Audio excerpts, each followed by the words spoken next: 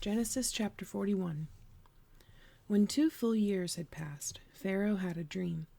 He was standing by the Nile, when out of the river there came up 7 cows, sleek and fat, and they grazed among the reeds. After them 7 other cows, ugly and gaunt, came up out of the Nile and stood beside those on the river bank. And the cows that were ugly and gaunt ate up the 7 sleek fat cows. Then Pharaoh woke up. He fell asleep again and had a second dream. 7 heads of grain, healthy and good, were growing on a single stalk. After them 7 other heads of grain sprouted, thin and scorched by the east wind. The thin heads of grain swallowed up the 7 healthy full heads. Then Pharaoh woke up. It had been a dream. In the morning his mind was troubled.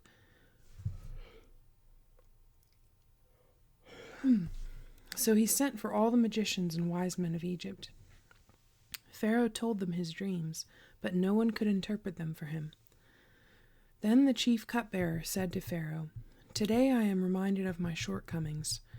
Pharaoh was once angry with his servants, and he imprisoned me and the chief baker in the house of the captain of the guard. Each of us had a dream the same night, and each dream had a meaning of its own. Now a young Hebrew was there with us, a servant of the captain of the guard. We told him our dreams, and he interpreted them for us, giving each man the interpretation of his dream. And things turned out exactly as he interpreted them to us. I was restored to my position, and the other man was hanged." So Pharaoh sent for Joseph, and he was quickly brought from the dungeon. When he had shaved and changed his clothes, he came before Pharaoh. Pharaoh said to Joseph, "I had a dream, and no one can interpret it, but I have heard it said of you that when you hear a dream you can interpret it." "I cannot do it," Joseph replied to Pharaoh, "but God will give Pharaoh the answer he desires." Then Pharaoh said to Joseph, "In my dream I was standing on the bank of the Nile, when out of the river there came up 7 cows, fat and sleek, and they grazed among the reeds. After them 7 other cows came up, scrawny and very ugly and lean. I had never seen such ugly cows in all the land of Egypt. The lean, ugly cows ate up the 7 fat cows that came up first.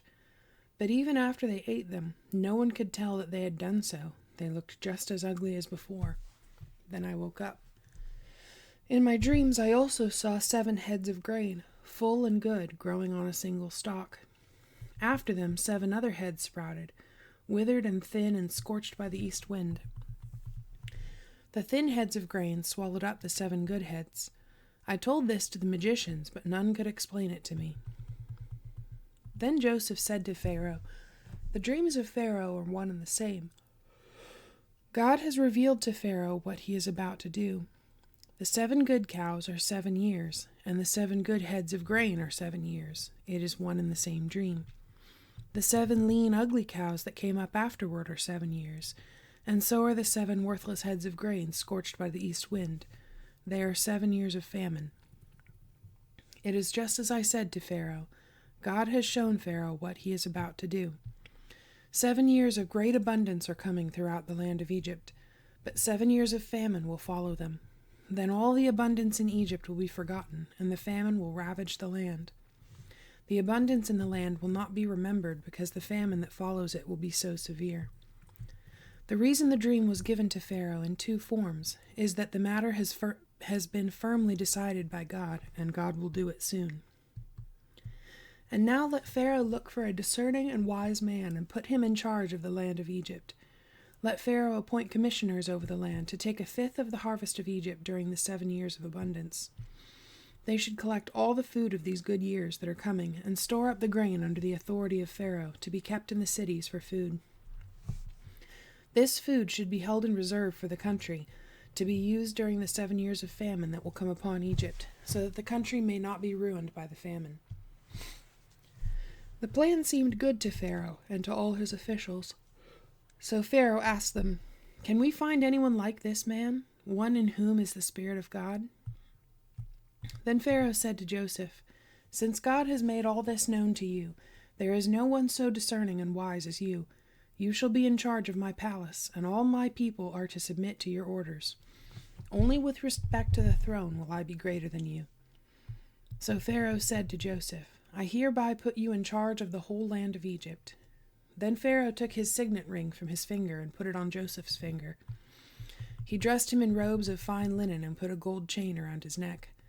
He had him ride in a chariot as his second in command, and men shouted before him, "Make way!"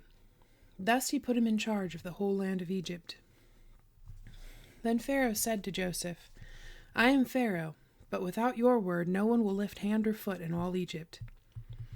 Pharaoh gave Joseph the name Zaphenath-Paneah, and gave him Asenath, daughter of Potiphera, priest of On, to be his wife.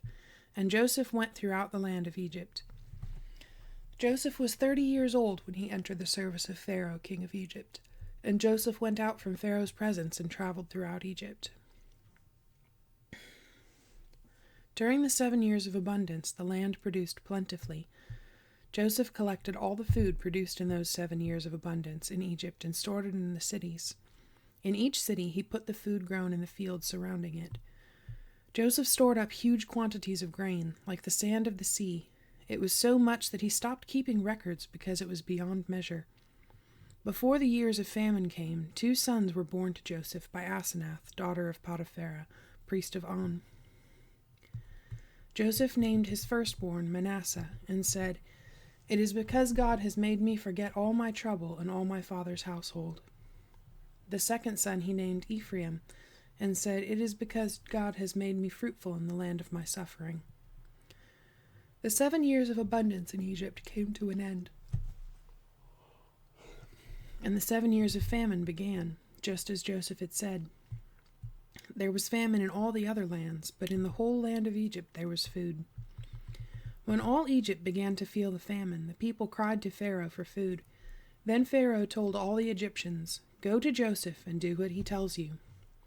When the famine had spread over the whole country, Joseph opened the storehouses and sold grain to the Egyptians, for the famine was severe throughout Egypt. And all the countries came to Egypt to buy grain from Joseph, because the famine was severe in all the world.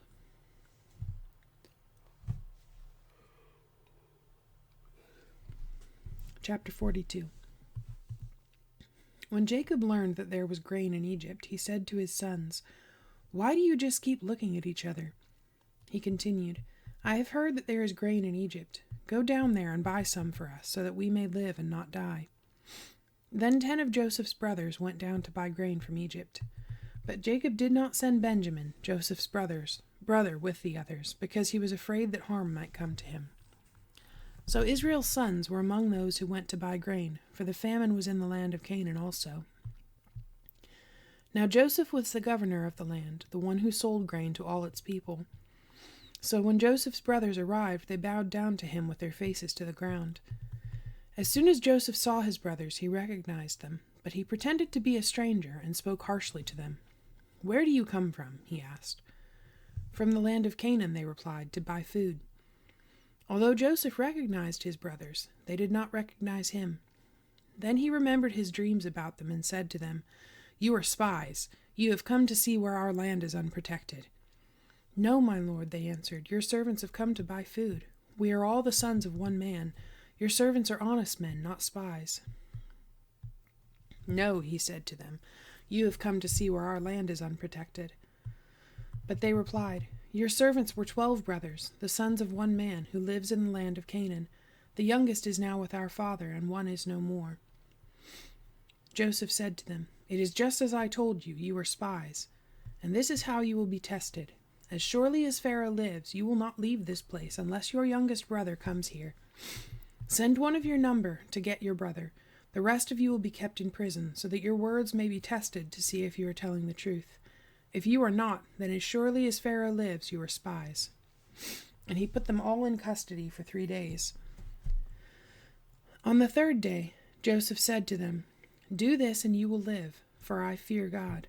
If you are honest men, let one of your brothers stay here in prison, while the rest of you go and take grain back for your starving households. But you must bring your youngest brother to me, so that your words may be verified, and so that you may not die." This they proceeded to do. They said to one another, "Surely we are being punished because of our brother. We saw how distressed he was when he pleaded with us for his life, but we would not listen. That's why this distress has come upon us." Reuben replied, "Didn't I tell you not to sin against the boy? But you wouldn't listen. Now we must give an accounting for his blood." They did not realize that Joseph could understand them, since he was using an interpreter. He turned away from them and began to weep, but then turned back and spoke to them again. He had Simeon taken from them and bound before their eyes. Joseph gave orders to fill their bags with grain, to put each man's silver back in his sack, and to give them provisions for their journey. After this was done for them, they loaded the grain on their donkeys and left. At the place where they stopped for the night, one of them opened his sack to get feed for his donkey, and he saw his silver in the mouth of his sack. "My silver has been returned," he said to his brothers. "Here it is in my sack." Their hearts sank, and they turned to each other trembling and said, "What is this that God has done to us?" When they came to their father Jacob in the land of Canaan, they told him all that had happened to them. They said, "The man who is lord over the land spoke harshly to us, and treated us as though we were spying on the land. But we said to him, 'We are honest men, we are not spies. We were 12 brothers, sons of one father. One is no more, and the youngest is now with our father in Canaan.' Then the man who is lord over the land said to us, 'This is how I will know whether you are honest men. Leave one of your brothers here with me, and take food for your starving households and go. But bring your youngest brother to me, so that I will know you are not spies, but honest men. Then I will give your brother back to you, and you can trade in the land.' As they were emptying their sacks, there in each man's sack was his pouch of silver. When they and their father saw the money pouches, they were frightened. Their father Jacob said to them, 'You have deprived me of my children. Joseph is no more, and Simeon is no more, and now you want to take Benjamin. Everything is against me.' Then Reuben said to his father, 'You may put both of my sons to death if I do not bring him back to you. Entrust him to my care, and I will bring him back.' But Jacob said, 'My son will not go down there with you. His brother is dead, and he is the only one left. If harm comes to him on the journey you are taking, you will bring my gray head down to the grave in sorrow.'" Chapter 43. Now the famine was still severe in the land. So when they had eaten all the grain they had brought from Egypt, their father said to them, "Go back and buy us a little more food." But Judah said to him, "The man warned us solemnly, 'You will not see my face again unless your brother is with you. If you will send our brother along with us, we will go down and buy food for you. But if you will not send him, we will not go down, because the man said to us, "You will not see my face again unless your brother is with you."'" Israel asked, "Why did you bring this trouble on me by telling the man you had another brother?" They replied, "The man questioned us closely about ourselves and our family. 'Is your father still living?' he asked us. 'Do you have another brother?' We simply answered his questions. How were we to know he would say, 'Bring your brother down here'?" Then Judah said to Israel his father, "Send the boy along with me, and we will go at once, so that we and you and our children may live and not die. I myself will guarantee his safety. You can hold me personally responsible for him.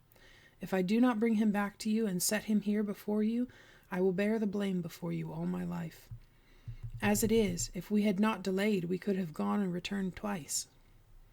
Then their father Israel said to them, "If it must be, then do this. Put some of the best products of the land in your bags, and take them down to the man as a gift, a little balm and a little honey, some spices and myrrh, some pistachio nuts and almonds. Take double the amount of silver with you, for you must return the silver that was put back into the mouths of your sacks. Perhaps it was a mistake. Take your brother also, and go back to the man at once, and may God Almighty grant you mercy before the man, so that he will let your other brother and Benjamin come back with you. As for me, if I am bereaved, I am bereaved." So the men took the gifts and double the amount of silver, and Benjamin also. They hurried down to Egypt and presented themselves to Joseph. When Joseph saw Benjamin with them, he said to the steward of his house, "Take these men to my house, slaughter an animal, and prepare dinner. They are to eat with me at noon." The man did as Joseph told him, and took the men to Joseph's house. Now the men were frightened when they were taken to his house. They thought, "We were brought here because of the silver that was put back into our sacks the first time.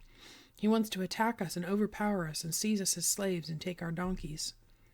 So they went up to Joseph's steward and spoke to him at the entrance to the house. "Please, sir," they said, "we came down here the first time to buy food, but at the place where we stopped for the night we opened our sacks, and each of us found his silver, the exact weight, in the mouth of his sack, so we have brought it back with us. We have also brought additional silver with us to buy food. We don't know who put our silver in our sacks." "It's all right," he said. "Don't be afraid. Your God, the God of your father, has given you treasure in your sacks. I received your silver." Then he brought Simeon out to them. The steward took the men into Joseph's house, gave them water to wash their feet, and provided fodder for their donkeys. They prepared their gifts for Joseph's arrival at noon, because they had heard that they were to eat there. When Joseph came home, they presented to him the gifts they had brought into the house, and they bowed down before him to the ground. He asked them how they were, and then he said, "How is your aged father you told me about? Is he still living?" They replied, "Your servant, our father, is still alive and well," and they bowed low to pay him honor. And he looked about and saw his brother Benjamin, his own mother's son, and asked, "Is this your youngest brother, the one you told me about?" And he said, "God be gracious to you, my son." Deeply moved at the sight of his brother, Joseph hurried out and looked for a place to weep. He went into his private room and wept there. After he had washed his face, he came out and, controlling himself, said, "Serve the food." They served him by himself, the brothers by themselves, and the Egyptians who ate with him by themselves, because Egyptians could not eat with Hebrews, for that is detestable to Egyptians. The men had been seated before him in the order of their ages, from the firstborn to the youngest, and they looked at each other in astonishment. When portions were served to them from Joseph's table, Benjamin's portion was 5 times as much as anyone else's. So they feasted and drank freely with him.